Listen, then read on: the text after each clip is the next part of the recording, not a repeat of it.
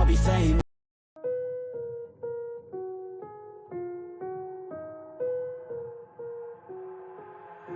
I've got an itch I can't scratch, I'm missing a piece that completes a whole part of me, an open wound scar to see. Everybody come here, gather round, welcome to the freak show, the best in town. What the hell's wrong with me? I don't get along with anybody, honestly. I've been living in my own head constantly, thoughts jumbled round, think I need a new lobotomy. Wait, all these thoughts are too negative. I don't wanna get lost in the sedative. Gotta show them what I got, I'm competitive. You know I'm about to go off, I won't let them win, I'll take a stab. I wanna chase a bag, I wanna weigh, I can change all the things I lack. I gotta face the facts, I got a taste in that. Got me obsessed with the rest, I got an itch to scratch. I'll give up everything. If I could see my dreams, make things right. 'Cause I'll do anything to make one a reality. Don't let go.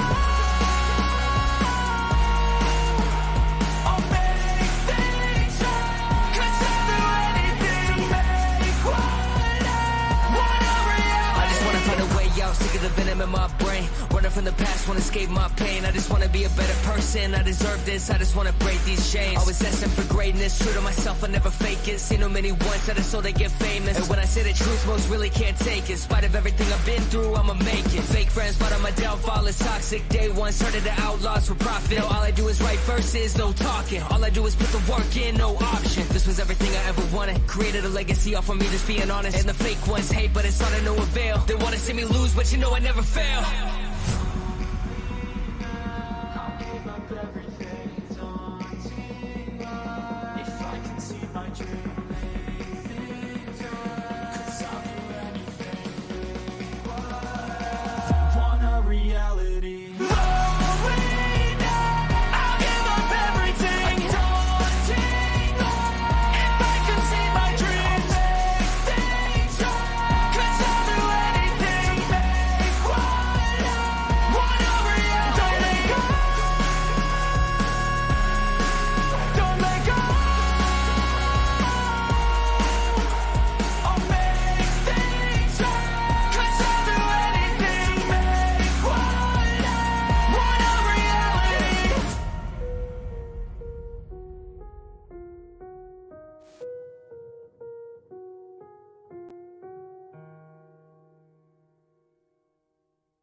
Hello, y'all. Hey, Frank. You're not replaced by Nightbot.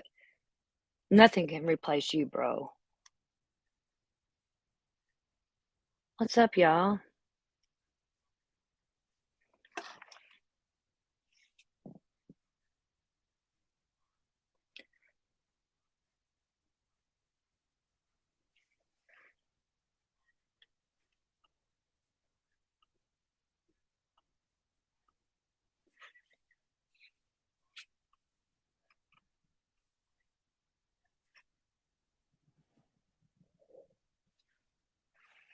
Today, we're going to talk a little bit about some financial narcissistic abuse. It's real and it happens, and you don't even realize it until it's too late.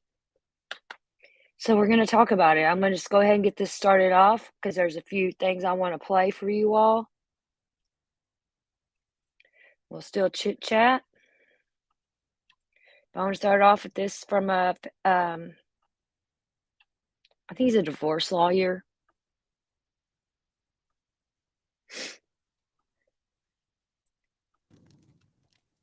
Whether the pain inflicted on a spouse is physical, verbal, or emotional. Domestic violence brings sadness, grief, and fear to families and communities. Domestic financial abuse may be less talked about, but it's just as frequent. In fact, many domestic violence victims also suffer financial abuse. This makes it even harder for them to escape an abusive situation. Financial abuse can be devastating to the victim and the children. What is financial abuse? Financial abuse is the use of finances to threaten, frighten, manipulate, and control the victim. Control is power. As with other forms of domestic abuse, the abuser dominates the other spouse. Most victims are women, and the financial abuse can ruin the victim's life. Financial abuse is not limited to controlling the other spouse. It can be used against the children too. Unfortunately, financial abuse is not a rare event in divorce. We got to understand something here. There's a difference between spouses agreeing that one of them is better suited to managing the monthly bills and budget. That's not what we're talking about. Financial abuse goes way beyond keeping track of budgeting concerns. Financial control can be part of a nefarious plot and key part of making the victim feel impotent, dependent, and isolated. Financial abuse is economic and psychological. The victim knows little about their own personal finances or the finances of the couple. Because the controlling spouse is so secretive, some victims never know the extent of the abuse. They just know they're trapped. At first, there may have been a rational basis for one spouse taking primary responsibility for family economics, but the relationship morphed into an abusive one. Financial abuse happens at all ages, educational levels, ethnic groups, and income levels. A gilded cage is still a cage. That's because domestic financial abuse is about control. It's a trap. Financial abuse may or may not be the only form of abuse and can further trap the victim in an abusive marriage. Financial bullying isn't always obvious either. It can be in your face or hidden along with secret assets. Because financial abuse is so damaging, it must be addressed in this divorce. The victim can't be left at the mercy of the dominant spouse or without economic options. Family lawyers serve that purpose to get the victims access to financial resources. When the dominant spouse has controlled their finances for a long time, possibly the entire marriage, the threat that if you divorce me, I'll make sure you never get a dime has a profound impact. That threat can dissuade the victim from consulting an attorney and getting help. The victim of financial abuse may find it impossible to leave and find new housing or to support the children and obtain legal representation. Why do some spouses feel the need to be in absolute control of the family finances? Some fear being broke. It can be rooted in culture or religion. Some have personality disorders, such as narcissistic personality disorder. Someone with NPD lacks empathy or has a sense of entitlement, among other characteristics. Whatever personality type the abuser might be, he or she is typically calculating and manipulative. Clues to financial abuse all stem from the need of one party to be in control. Financial control could include using legitimate financial tools designed to prevent fraud for the abusive purpose of tracking the other spouse, allowing continuous auditing and monitoring. For instance, using online banking to track the victim's deposits and withdrawals and expenses on a daily basis. Spying and cyber harassment can accompany financial abuse. Tracking the victim's social media posts and pictures, spying on the victim's emails, and using apps to track the victim's whereabouts 24/7. Here are some examples of the things controlling spouses may do to the victim. Conceal assets to prevent an equitable distribution of property in divorce. Dole out exceptionally small amounts of money as an allowance, or no money at all. Make the victim account for every nickel spent. Make the victim sign legal papers without knowing what they are, and stealing the victim's money. Take the other spouse's paychecks without discussion or explanation. They may even prevent the victim's career advancement, possibly by sabotaging employment or making the other spouse miss work. The next tactic is to object to any cash-paying job because the victim could keep some of the money. Ultimately, it's about making it more difficult for the controlled spouse to spend even a dime without it being tracked. Some abusers even prevent the victim from working outside the home. Sometimes the abuser may keep the other spouse in absolute darkness as to the marital resources and debts, may prevent and prohibit the victim from using credit cards, writing checks, accessing marital accounts, criticizing and demoralizing the other spouse for poor spending habits, wasting money and stupid purchases, accusing the victim of wasting marital resources on a paramour or gambling or on a drinking problem, even when there's no basis to the allegation or something that happened over a decade ago. Lack of communication is an issue for many couples facing divorce, but the controlling spouse may never discuss finances with the victim. Financial abuse can include putting the victim in a position of never being believed, always made to look small and incompetent. As the years of financial abuse go on, the more persuasive this statement is, the more the victim really has no idea what's going on. It becomes a self-fulfilling prophecy. Financial abuse can involve keeping the other spouse's name off the title to marital property, making the victim serve as the sole source of family support, even when the abuser is able to work. Making the victim retire early on Social Security is another tactic, or pulling out money from an IRA, 401k, or pension, despite the penalty for early withdrawal. Abusive behavior includes paying the bills by using all of the victim's separate money first. Sometimes it involves damaging the victim's credit score when he or she doesn't control bill payment, holding the purse strings, but not providing sufficient funds for necessities like food, clothing, medicine, and decent housing, and purposefully delaying court proceedings to make the victim suffer while waiting for family support orders and other property division. Financial abuse often can include gambling away the other spouse's money, spending marital resources to maintain a drug or alcohol abuse problem, or supporting a paramour with marital funds while denying necessities to the victim and children. Financial abuse can even be criminal, as with fraud, embezzlement, and extortion. For example, using an extramarital affair to extort money from the victim's professional practice. embezzling money from the family business and threatening to blame the theft on the victim, or forcing the victim to commit financial fraud, another form of abuse. One example is forcing the victim to defraud Social Security for disability benefits or food stamps. How is financial abuse proven in court? Divorce proceedings involving property division, alimony, or child support should bring any financial abuse to the forefront. Proving financial abuse can be challenging. Full disclosure of assets and debts is required of both parties early stages of divorce. A forensic accountant, an expert witness may be needed to identify document anomalies, incorrect valuations, and uncover concealed assets. The controlling spouse may argue the victim is bad with money, pointing to something that happened a long time ago as proof of incompetent money handling. Because of the abuse, the victim is fearful of discussing anything related to finances with the controlling spouse. Therefore, it's important to obtain victim testimony describing the abuse and how incompetent, bad, or weak it made the victim feel. It's important to provide documentation of the abuse. Assets hidden by the controlling spouse could be discovered by a forensic accountant's valuation of assets, lifestyle analysis, and other techniques. That could be along with a private investigator's involvement in the case. Documents, correspondence, emails, and text messages can show the controlling spouse's abusive tactics. This can prove the victim was denied access to credit card accounts, bank accounts, investment accounts, and so on when those accounts are or were marital property.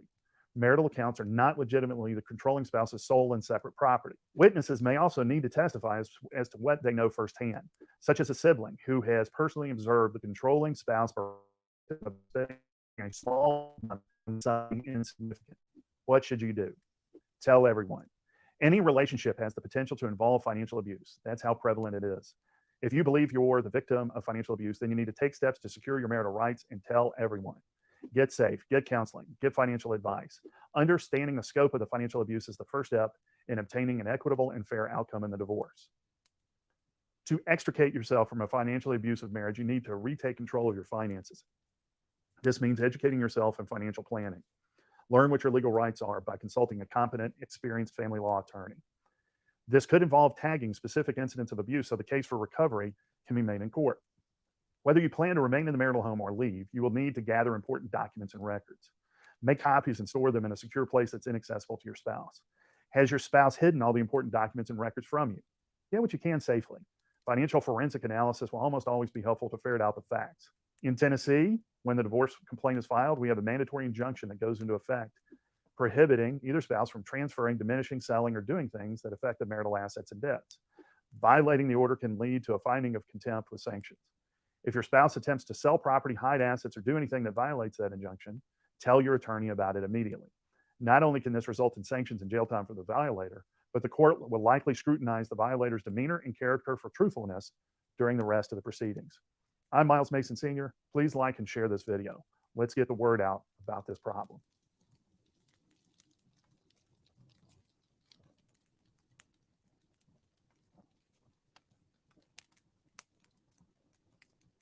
Do you suspect that you might be a victim of a narcissist's financial abuse? By the end of this video, you'll know what kinds of things narcissists do in order to financially abuse their targets and their victims, and what to do about it. Hi, I'm Rebecca Zung, top 1% divorce attorney and the best-selling author of the books Negotiate Like You Matter and Breaking Free, a step-by-step divorce guide. And I've helped thousands of people go from lives of drama, trauma, and chaos to step into lives of freedom, possibility, and purpose. And I do the same thing right here with you in these videos, so you know what to do. Make sure you hit that subscribe button, hit that notification bell, so that you can be notified every time I upload a brand new video. Today on Negotiate Your Best Life, I have a very special guest, Jason Crowley. Jason Crowley is a financial planner who also happens to specialize in working with people who have been victimized by narcissists. So I asked Jason to come by and give me some of his ideas on what the worst kinds of things that he sees narcissists do to inflict financial abuse upon their victims. So without further ado, let's dive in. What are the kinds of tricks that they pull? A lot of narcissists really like to use money as a tool for power and control and leverage.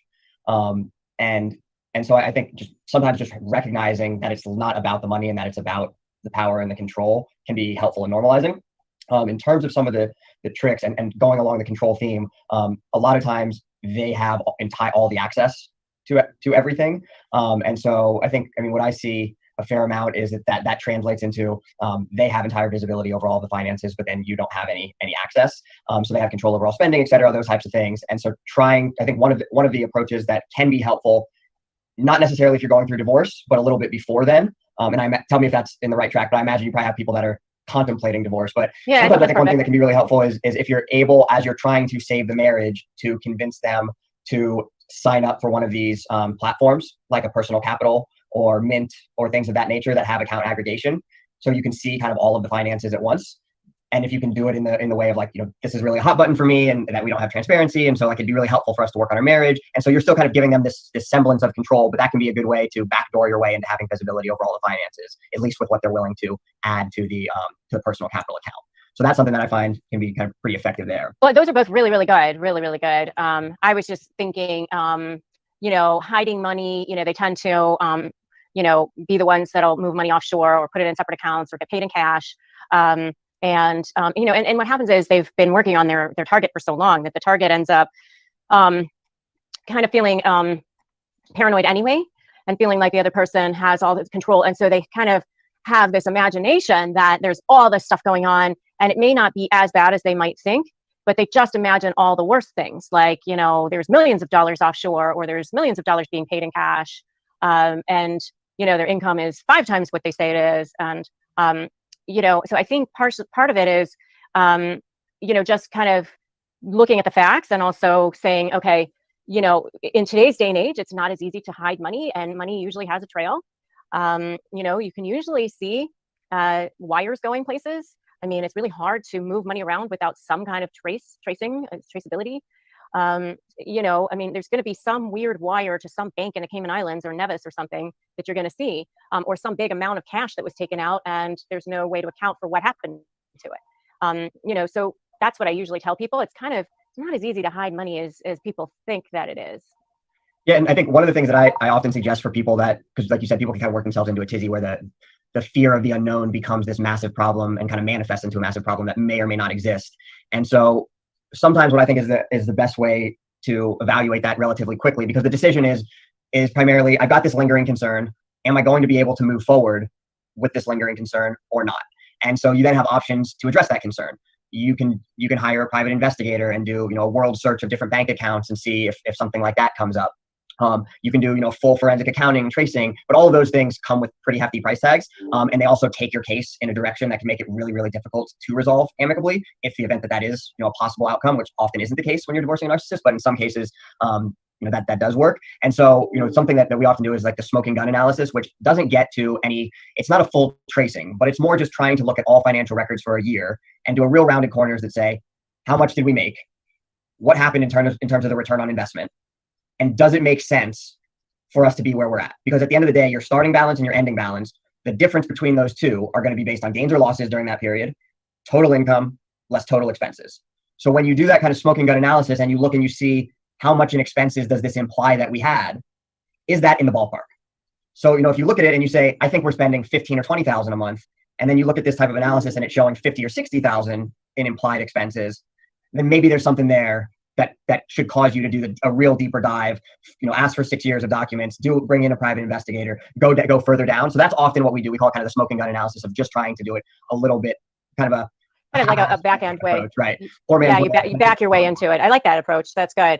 And another thing, which is kind of like similar to what you were just saying, is like if the person is paid all from one source, like a company, and the person is not paid in cash, maybe there's a C-level executive of some sort, but maybe they do get paid in many different ways. Maybe it's restricted stock units, or maybe it's, I've had C-level executives that get paid in, various, like one was an Indian-owned company that the guy was like living in Brazil, but he worked for the American portion of the company, and so like some of his retirement stuff was in rubles, and then some of it was in like Brazilian rios, and some of it was in American dollars, and so but it all came from one source, the company, and so one of the things that I've done is subpoena the company and say, give us a breakdown of every single dollar this person has earned, or every single, bonus or stock or whatever. And, where did it go? Which bank accounts did this person direct it to go into? Give us the exact checking account, routing number, the bank name, because you go right to the source and figure out, okay, how much was made. And, okay, here are the expenses. And so here's how much should be left over. Here, what's missing here? Yeah. I think to that point, I think step one is really understanding the compensation structure. Subpoenas often are a more efficient way of getting to the bottom of things. If you don't have full disclosure, or you often will get a very organized packet back from the company as opposed to bankers' boxes of documents that have been pieced together. So in some ways, it can actually be more efficient. It's just it does take things in a little different slant. But the other thing that I think is really important is that people get educated, because to your point, I don't think that I think a lot of people don't necessarily have a full understanding of how things like RSUs and stock options and how much people pay in taxes. And so like I've seen plenty of situations where someone said, hey, I think my husband's hiding money. Look, like here it says that 1,000 RSUs vest and I only see 400 shares in the account. Well, 400 of them were withheld for taxes. And then I see that you sold 200 shares. And so a lot of times there actually is a good explanation. And so Absolutely. trying to get educated, and stock options are another great one, because sometimes there's actually no money that came into the account. It might just have been an outflow because you exercised the options but didn't sell. So yeah, those are really, or maybe they haven't even vested yet. You know, maybe they won't vest for another 5 years. And if the person isn't with the company in 5 years, they're not going to even get them.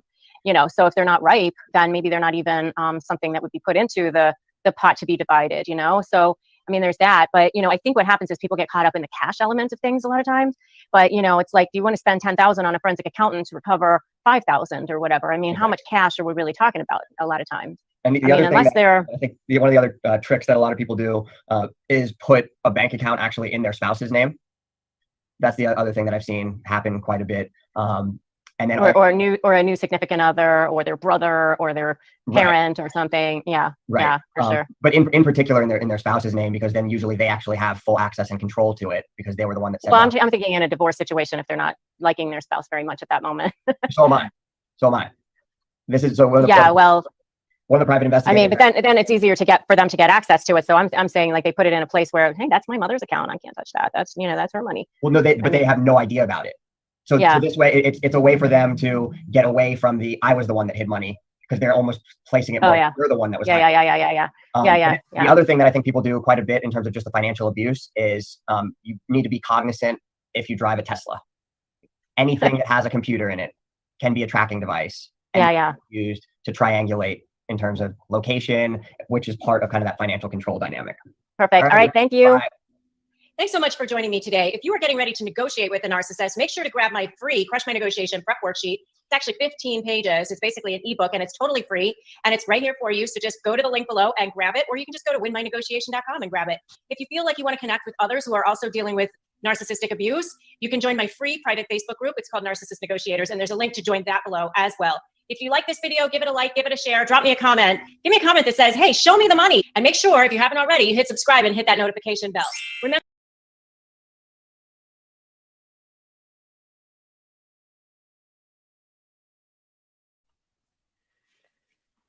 Okay, y'all.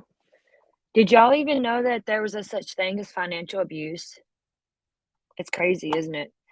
Erica, thank you for coming. And yes, please have your friend come by. The next thing I want to show you is from one of my favorites, mental illness. I've showed him on here many times. He is a diagnosed narcissist. He has been diagnosed with narcissistic personality disorder. But he's out here trying to help people. He's been in therapy for, I don't know, 4, 5, 6, 7 years, something like that. Yeah.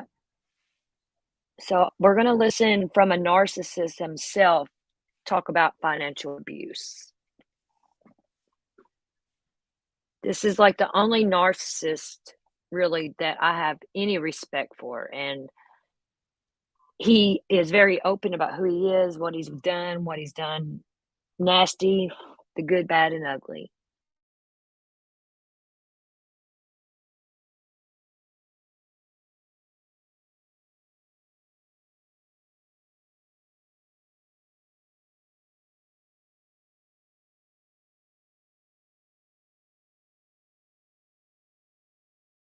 What is going on, beautiful people? I am Lee Hammett, the self-aware diagnosed narcissist known as mental illness, and welcome to part 5 of my series, Why Did You Stay? Why Do People Stay with Narcissistic People, with toxic people?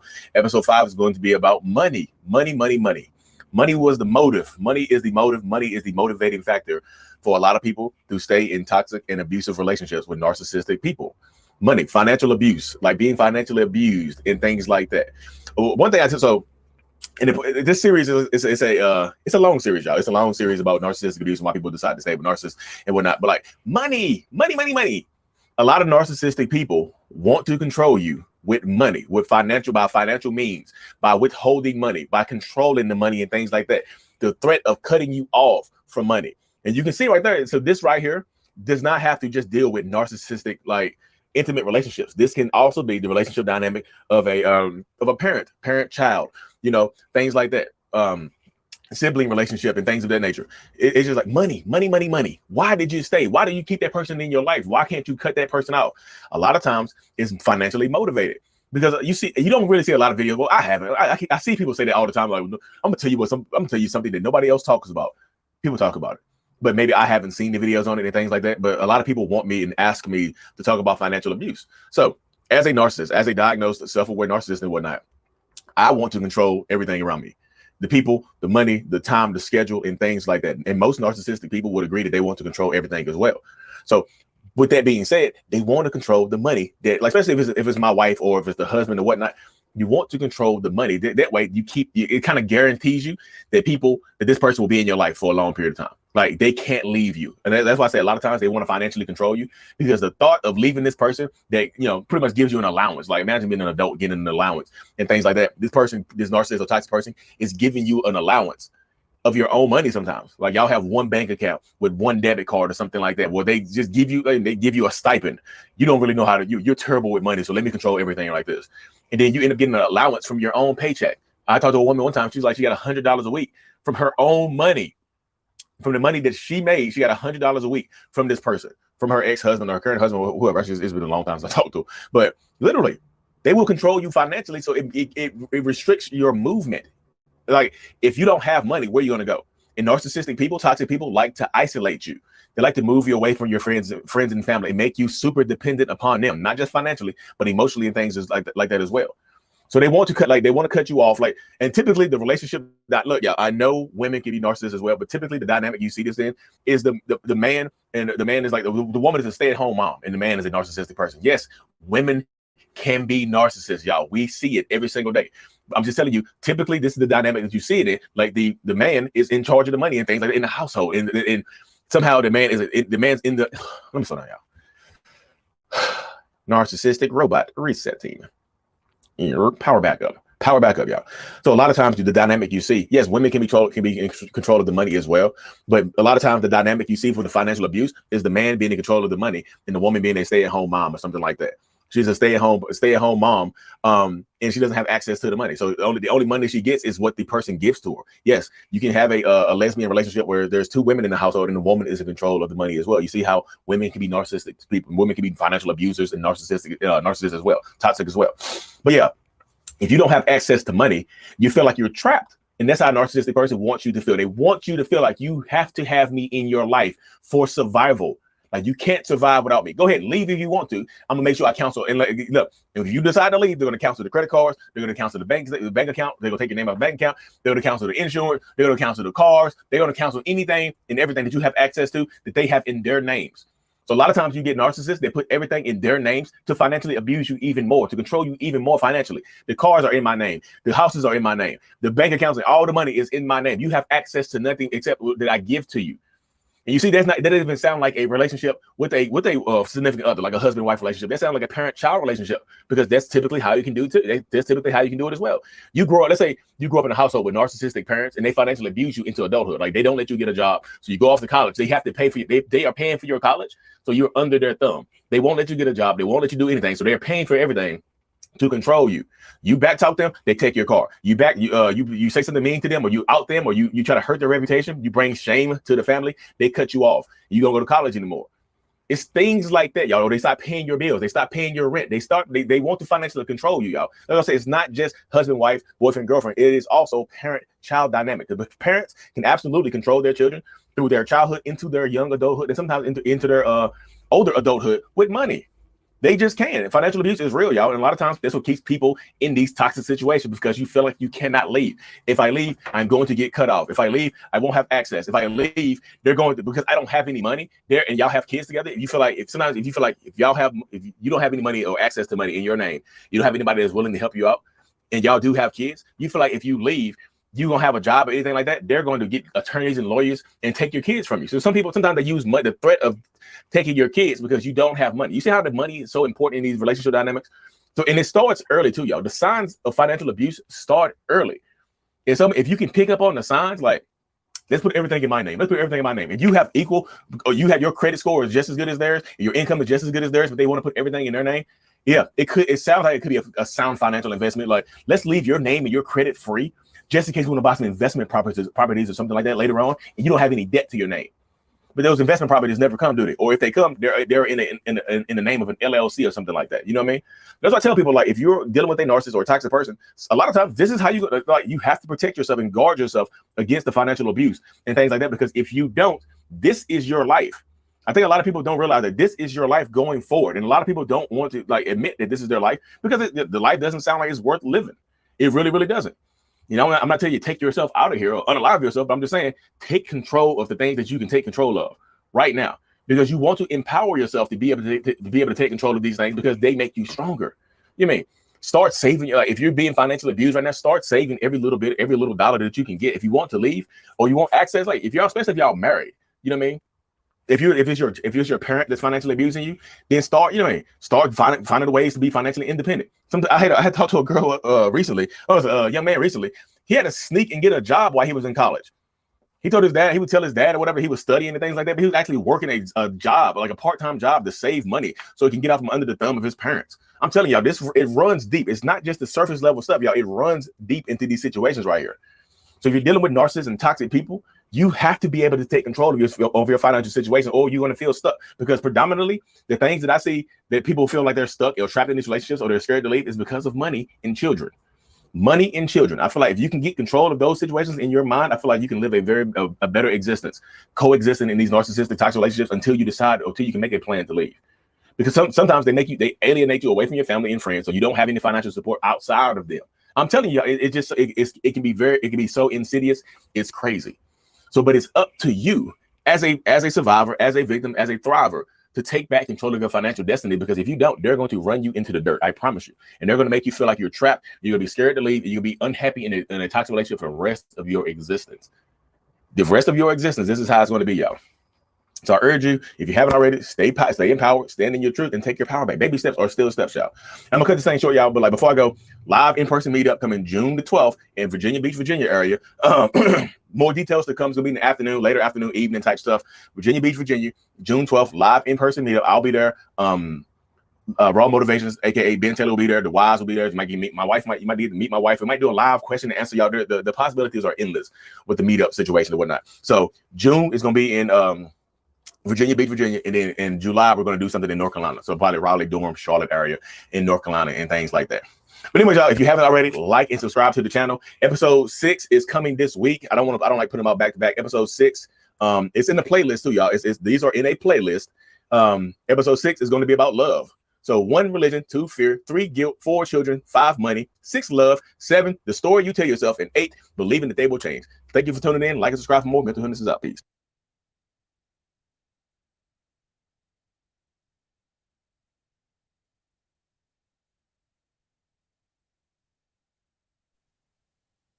Yeah, this dude is awesome. Anybody, let me see if I can get his link.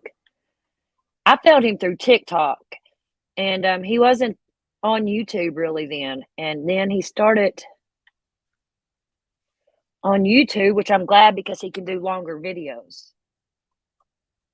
And he does great. There is a couple I recommend. Let's see here.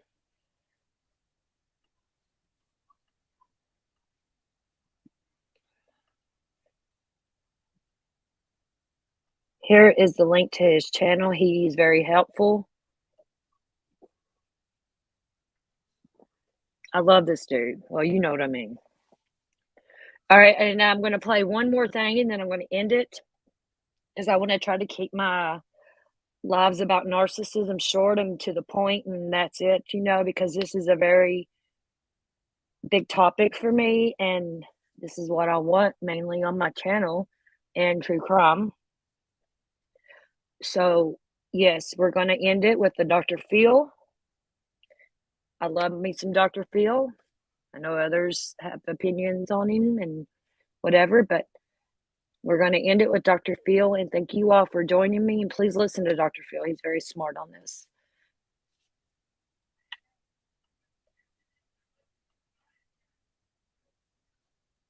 deal with these people? How do you live with these people? How do you get along with these people? And how do you recognize if you actually have one of these people in your life? I recommend that you don't try and fix a narcissist.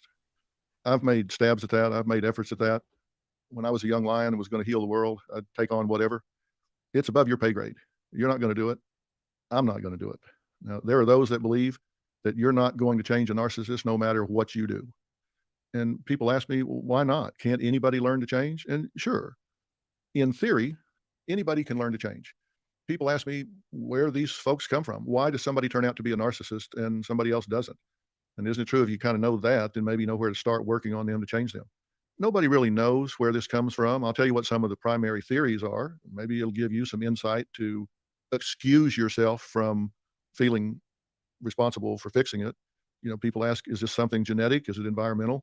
I think the research is very ambiguous, but I think most people would agree that it's a learned behavior. Most people would agree that they come from the extremes of parenting. They either had a parent that was way overprotective and, carried the kid around on a satin pillow and made the child believe that they were entitled by turning them into spoiled brats. And I always say, we're not raising children, we're raising adults.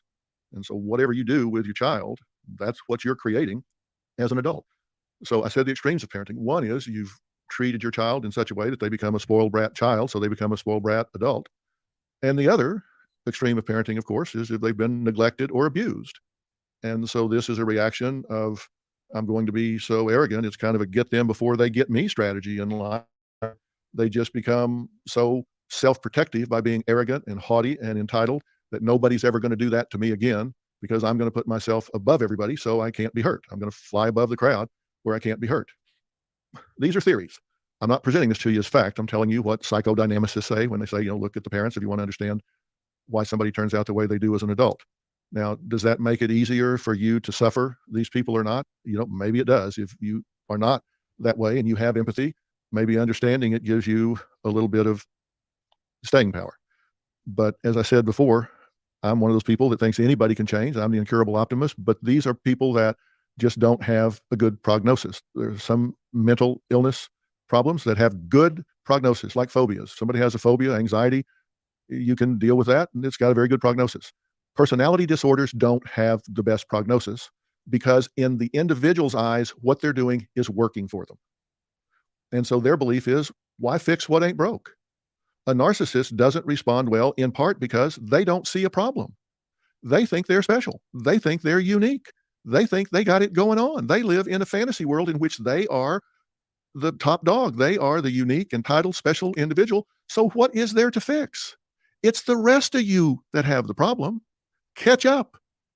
Get your game together. I don't have the problem. You have the problem. So you can't change what you don't acknowledge. Y'all have heard me say that. A narcissist is not going to acknowledge that they have a problem. So why would they have a to-do list? And the answer is they wouldn't. They don't. They don't have a to-do list. Most personality disorders don't have a to-do list because they think what they're doing is protecting them, working for them, getting them what they want. So if you're not going to change them, what are you going to do? Well, you're going to have to learn to deal with them. You're going to have to learn to not allow yourself to be sucked down by these people, to not get into their ego suckhole where you just get pulled down into this dark, bottomless pit where you cannot ever do enough to make these people happy. And the first thing I want you to do is establish some boundaries and recognize it's not your job to fix them. You couldn't fix them if it was your job. And you cannot let them have the power to determine how you feel about who you are. If you give them the power to determine your self-worth in a relationship, whether it's romantic or as a family member or at work, whatever the situation, if you give them the power to determine your validation, your self-worth, I promise you, you're going to lose because they have to put you down in order for them to feel better. It's what I call leveling. They either have to build themselves up so they feel equal to or superior, or they have to shoot you down so they don't think you've got anything over on them. That's leveling. They can't be in a one-down position ever. So they always have to, in some way, keep you from having any advantage. And if you feel good about yourself, if you are at peace with yourself, if you think you're in touch with your authentic self, if you have a good sense of self-worth, a good definition of self, they can't suffer that because it gives you a sense of power and peace that they just can't endure. So they have to take that away from you. They have to tear that down. You cannot let that happen. So that's why I say you've got to set up a boundary, and you cannot take the bait, and you cannot be the bait. And let me tell you what I mean by that. These people are going to say things that anybody would find offensive. They're going to violate your rights. And it's not just being assertive. Assertiveness is when someone acts in a way to protect their own rights, but they do it without stepping on anyone else's rights. Aggressiveness is when people assert their rights and they trample all over someone else's rights. That's what a narcissist does. They do it by gaslighting. And I'm going to tell you what I mean by that. And if you're dealing with a narcissist, get out your fire extinguisher, because you're going to get gaslit. They are going to talk to you in such a way that anything that goes wrong is your fault. And anything that they do is your fault. You're going to hear phrases. I mentioned a few of them before. I didn't say that. I'm not mad. It's not that big a deal. Why are you being so sensitive? Why are you blowing this all out of proportion? What is wrong with you? And it all keeps coming back to what's wrong with you. And they're happy to answer that question. You're too sensitive. That's the gaslighting phrases you're going to hear. And if you don't have a boundary, you're going to take that bait and start questioning yourself whether or not, well, maybe it's me. Maybe it's me. But what do I want you to do? I want you to remember this conversation that we're having right now. I told you this was going to be a little different, that I just wanted it to be a conversation. And I want you to remember when this happens, you know what? When I was on my walk and I was listening to Dr. Phil in my earbuds, this is exactly what he was talking about. Narcissistic abuse is a leading cause of illness and disease. And I'm not just talking about the burning of STDs. Most illness and disease caused by narcissistic abuse is chronic, degenerative, and aging. No amount of antibiotics or Z-Paks can cure it, which means that going no contact from narcissistically abusive people is one of the most important decisions that you can make. Not so that you can go skipping into 2023 saying, ooh, they're going to miss me. I'm living my best life. No, no, no. Going no contact is first and foremost about saving your own life, breaking the trauma bonds, reversing the illness and the disease caused by the toxic relationship, and then you'll be living your best life. If you are currently experiencing things like depression, anxiety, headaches, heart issues, digestive issues, inflammation throughout your body, autoimmune disorders, this message is for you. I want to share the link between narcissistic abuse and illness and disease that you might be experiencing. I also want to share with you my own personal experience of illness and disease caused by toxic relationships. And finally, I want to give you hope, because there is hope. You can break free. You can go no contact. You can break the trauma bonds, and you can actually reverse the illness and the diseases caused by narcissistic abuse on your own. Let's talk about it. My name is Kevin, and this is The Royal We. Now, before I continue with this very important message, I want to let you know that I'm here to support you. Down in the description box, you'll find access for one-on-one appointments with me. I do take telephone calls as well as video calls through Zoom, WhatsApp, or FaceTime. Also, I have a coaching program where I coach every day, live and in person, Monday through Friday. With the coaching community, we are working hard. As a community, we are dedicated to going no contact, breaking the trauma bonds, keeping each other accountable. So if you're looking for accountability in a program so that you can break the trauma bonds, head on down there and get registered. Now, before I get too far into this, I need to let you know I'm not a medical expert. So if you have very specific questions regarding your specific medical issues, please see a healthcare professional.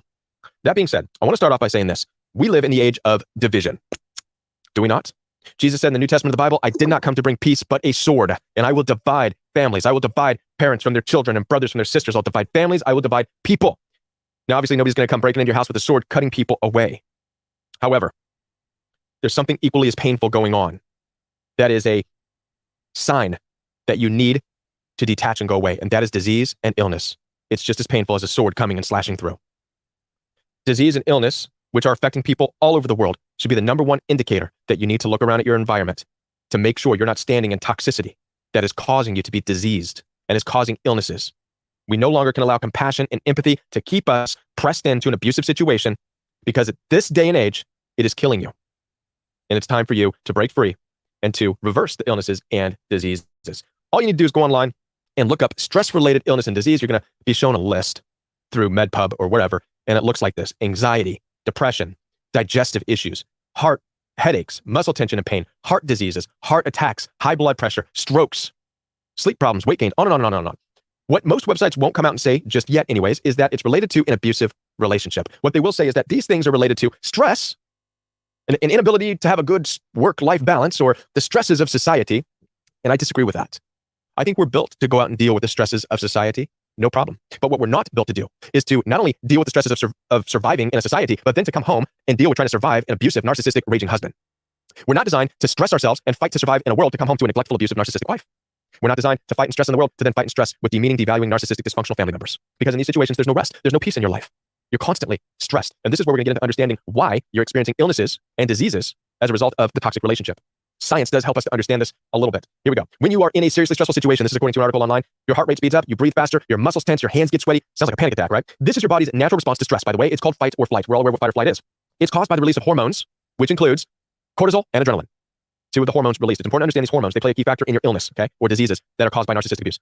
Because these hormones, your body becomes irregular in order to manage the situation temporarily. So when these hormones are going through your body, fight or flight is an irregular state for your body. It's irregular, which means it's meant to be temporary. It's okay in temporary amounts. The irregularity is okay temporarily in order to manage a situation, but then it's supposed to go back to its baseline homeostasis status for daily function. So how this looks in practicality is, imagine you're on a trail and you come across a grizzly bear off in the distance.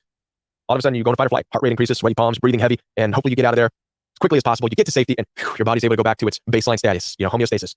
Great, right? That's how it should be. That's how we're designed. But let's say you go out on a trail and you see a big grizzly bear off in the distance and you start running away and it starts to chase you, but you never get away. It's chasing you day after day, week after week, month after month, year after year. You're constantly running. You don't get away. Sounds impossible, right? Well, guess what? That's what life is like in a toxic relationship. That's what your body's going through when you're dealing with narcissistic abuse, whether it's from your parents, a spouse, your own children, your brothers, your sisters, it doesn't matter. You're constantly running from a situation that you're not able to get away from because you haven't gotten away from it. Perhaps you haven't quite accepted that you need to look at the abusive people in your life as a grizzly bear. Not because they're that tough in life, but because we're in the age of division and you're not meant to be in that toxic relationship anymore. And your body is trying to let you know. Let's talk now about what happens as a result. Based on some online articles here, hormonal changes. The hormonal changes, the irregularity that we talked about, include the release of a corticotrophin, I hope I said that right, releasing factor, CRF. This leads to changes in gut bacteria. So number one, we're talking about gut bacteria, changes in your gut and your digestive area, right? And the immune system, both of which contribute to IBS, not only IBS as an issue, but anytime you mess with the gut bacteria, your digestive issues, well, now all of a sudden you're not processing nutrients the right way. And it starts to develop a whole host of issues, skin disorders, inflammation, the inability to absorb nutrients, all of this, all because of your constant fight or flight because you're in a toxic relationship. That's number one. Here's another one. Emotional stressors can lead to ventricular ectopic beats and ventricular tachycardia. This is heart related. Through disturbances of cardiac rhythm due to emotional stress. Emotional stress is caused by narcissistic abuse. This suggests that past patients may have elevated anxiety compared to healthy controls. I never heard of tachycardia until I started coaching people with a royal we about 5 years ago. Through various phone calls with people, I started hearing stories, people being diagnosed with things like POTS syndrome, tachycardia, having heart issues. What's the common denominator with all these people I've dealt with? They're all in abusive relationships with narcissistically abusive people. They're in toxic, dysfunctional relationships with their own family members. That's the common denominator here. That's the heart. So far we talked about digestive issues caused by narcissistic abuse, heart issues caused by narcissistic abuse. Watch this. Psychological stress is reported to be a risk factor for autoimmune diseases. First of all, what's psychological stress? Going out and working with your hands, doing your day job, that's not psychological stress. Society isn't psychological stress. Well, nowadays it can be. Psychological stress is through manipulation, gaslighting, betrayal through the people who say they love you, cognitive dissonance from those closest to you. This is psychological stress. Watch this. Psychological stress is reported to be a risk factor for autoimmune diseases, including Graves' disease and rheumatoid arthritis. Rheumatoid arthritis, different inflammations, are linked to autoimmune disorders, which are linked to psychological stress. Different types of stress and the length of time that stress is present might also affect the presentation of inflammatory autoimmune disease. There is no known one cause for autoimmunity. Physical and psychological stress has been implicated in the development of autoimmune disease, since numerous animal and human studies demonstrate the effect of sundry stressors on immune function. Also, it's important to understand that according to MedPub, the onset of at least 50% of autoimmune disorders has been attributed to unknown trigger factors. Anytime you see unknown trigger factors, it's a good indication that what they're trying to say is, we don't know, but chances are it's environmental, meaning a toxic relationship, narcissistic abuse, but websites, doctors aren't going to define that for you. You have to define that. I'm going to share with you my own personal experience. When I was 21, after I had gotten out of the dysfunctional, toxic household that I was brought up in my early 20s, I developed panic attacks. They were sudden. I had no idea where they came from, nor did the doctors that I saw. I remember my first panic attack, I was in a movie theater on a date, enjoying the company of an amazing young lady at that time. In the movie theater, hands started getting sweaty all of a sudden, heat waves going up and down my arms, my throat closed up, I felt like I was going to suffocate, I couldn't swallow, tunnel vision, the theater started getting darker and darker. I bolted, went to the popcorn stand and said, call 911, I'm dying. They called 911, ambulance showed up, threw me in the back of the ambulance, pricked my finger with all sorts of stuff, everything there, they're like, okay, everything seems normal, you're all right, got me to the ER, started poking holes in me, IVs, this and that, and all the tests came back negative. The ER doctor, and then I followed up with my other doctor, they tried their best to explain to me panic attacks and anxiety without being able to tell me the cause, because that's not the doctor's responsibility, because they don't know. All the doctor was there to do was to tell me what anxiety and panic attacks are, but he's not a counselor, he's not a therapist, he's not going to start getting into, well, Kevin, tell me about your stepfather and your mother. And is your father in your life? Are you being emotionally, mentally abused, manipulated, gaslit, and betrayed? No, they're not going to do that. This is what I'm here to tell you. But he did explain to me panic attacks and how it affects the body. The good news is I was able to allow myself through dietary changes, lifestyle changes, and also a great distance between me and the household that I lived in. And by the way, back then there wasn't social media. There wasn't telephone, cell phones, and stuff like that. So it wasn't as hard to disconnect as it is today. Today, you have a more difficult time disconnecting from toxic relationships because you're on leashes with your social media, your telephone, email. They're like all electronic leashes. These are the first things that need to go when you go no contact, by the way. You have to cut all those chains. I digress. The next issue, medical issue that I dealt with was after I left the dysfunctional toxic situation in California and came to the Midwest. This was about 5 years ago. I was starting the Royal We. After I got away, came to the Midwest, I started to develop inflammation, an indication of the arthritis, the possibility of an onset of autoimmune. I didn't get that far, fortunately, but inflammation was something I was dealing with, and I didn't know why. And I went and was saw by the doctors, and they couldn't give me an answer as to why. Also, they wanted me to see rheumatologists and this and that, and I started to, but then they wanted to introduce medications. I'm like, no, I'll follow the list of dietary changes. Good news for me is I was able to, again, manage these things through dietary change, but the most important thing I did was to detach from the toxic environment. So what do my illnesses and diseases that I've experienced have in common? They were immediately after I got out of a toxic environment. It teaches me that it was environmental. The narcissistic abuse manifested in illness and disease as part of my healing journey. The good news is that these things, and this is where I want to give you hope, it's possible to reverse these illnesses and diseases. You don't have to rely on medication alone. Now, I'm not telling you to stop medication if you're on it, but oftentimes medication, whether it's prescribed or self-medication, which include things like alcohol, smoking, drugs, sex, rock and roll, whatever you're using to possibly self-medicate while staying in an abusive, toxic environment is not going to help you ever. You can be on all kinds of medication, but if you're still in a dysfunctional, toxic relationship, not only is your body going to continue to become inflamed as a result of standing in toxicity, but the medication is going to have even worse effects on you because you're not getting out. So the good news is that you can leave, and I'm here to help you do that. Go no contact. Break the trauma bonds. Through dietary change, through exercise, through refocusing your life, it's possible to not only break the trauma bonds, but also to reverse the illness and diseases caused by narcissistic abuse. I did it, so I know there's hope, and I want to help you to do the same thing. As I said before, I'm here to support you. Down in the description box, you'll find access for one-on-one appointments. Telephone calls are available. Video calls are available through Zoom, WhatsApp, FaceTime. The coaching program is 100% geared towards helping you go no contact, keeping you accountable, breaking the trauma bonds. So get down there, get registered, and I'll be back with more videos for you right here on the Royal We.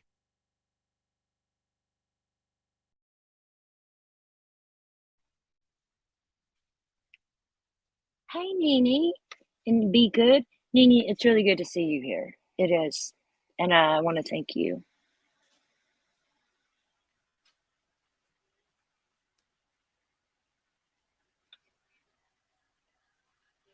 Hey, well, I'm going to end this because I just want to keep it to the point, and about narcissism. And I thank you all for coming, and you all have a great evening.